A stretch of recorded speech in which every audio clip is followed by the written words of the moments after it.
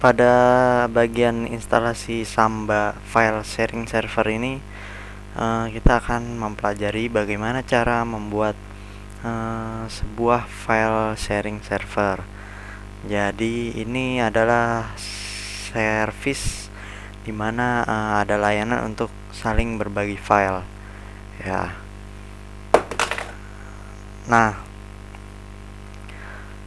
yang harus diinstal untuk membuat sebuah file sharing server ini adalah Samba.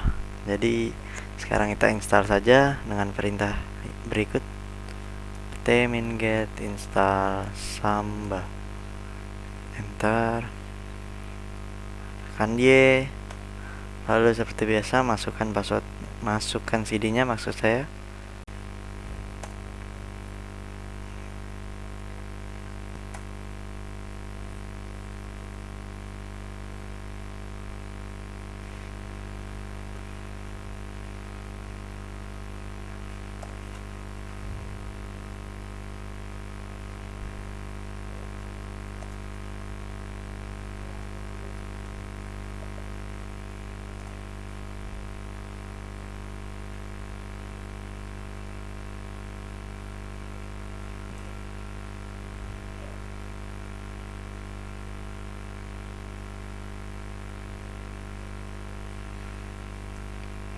Nah, seperti yang telah dilihat pada layar, tidak ada pesan error. Oleh karena itu berarti Samba telah berhasil terinstall dengan baik.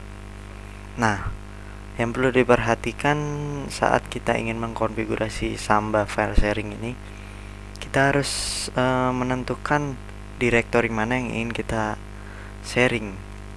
Nah, dalam video tutorial ini kita akan praktik saja dengan membuat direktori sharingnya itu ada di home result sharing. Nah, pertama-tama kita pindah dulu ke user result.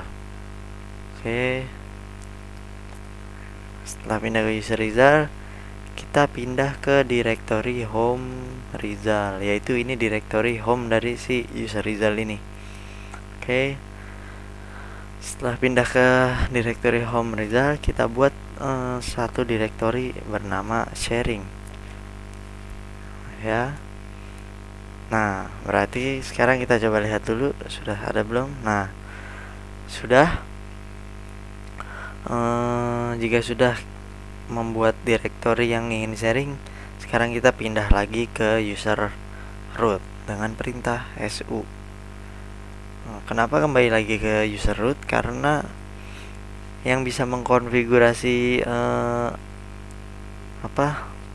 yang bisa mengkonfigurasi sistem itu hanyalah user root atau user administrator. Ups, maksud saya di sini bukan su ternyata. Sudo min i. Sudo min i, masukkan passwordnya. Nah, dia masuk lagi ke root. Jika sudah masuk ke root, sekarang baru kita mulai edit konfigurasi Sambanya. Kita edit dengan perintah ini, nano etc samba smb.conf. Oke, enter. Nah, jika sudah, sekarang kita cari kata kunci dengan menekan kombinasi CTRL plus W. Nah, muncul kan kotak search-nya. Sekarang kita ketikkan kata kunci security spasi sama dengan spasi user, enter. Nah, kalian akan menemukan baris ini, authentication. Cari di bawah sini ada security sama dengan user. Nah, tanda pagarnya ini kita hapus. Oke, jika sudah dihapus, sekarang kita turun ke baris paling bawah. Maksud dari tadi yang kita hapus itu adalah file sharing ini akan kita buat dengan metode autentikasi user. Nah, jadi maksud tadi security user itu yaitu, jadi agar orang yang boleh mengakses direktori sharing yang kita buat tadi hanyalah orang-orang yang sudah memiliki username dan password. Oke. Nah, pada baris paling bawah ini kita buat baris konfigurasinya. Pertama ini nama sharingnya ya, misalnya folder sharing. Ini bebas. Jadi ini nama sharingnya aja. Kemudian enter path. Nah ini letak folder yang kita sharing. Ya, itu ada di situ. Kemudian kita tulis lagi baris browsable.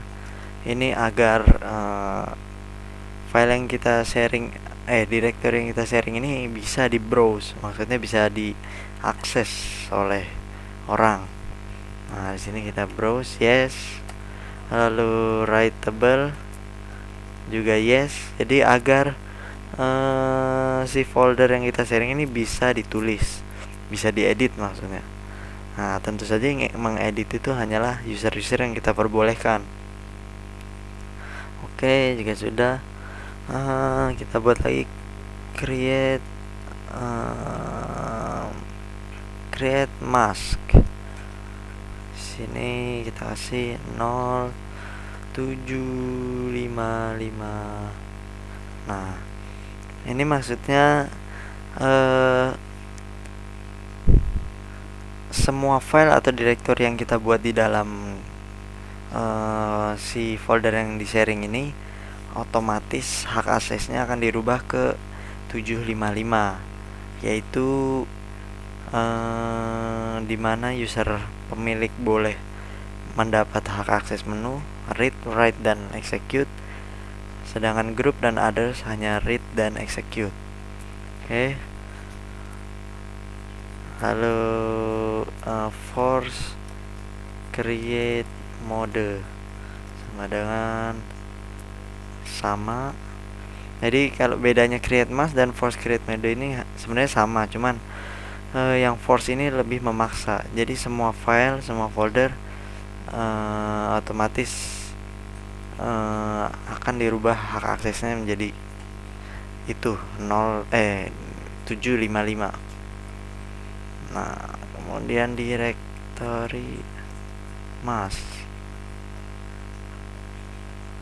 Maksud saya, maaf, yang create mask itu dan force create mode itu hanya untuk file ya. Jadi file biasa yang kita buat akan dirubah hak permissionnya menjadi 755. Sedangkan yang directory mask ini baru. Jadi ketika kita membuat directory atau folder, nah hak akses atau permissionnya akan dirubah menjadi 755. Kemudian sama force directory mode, kita buat sama.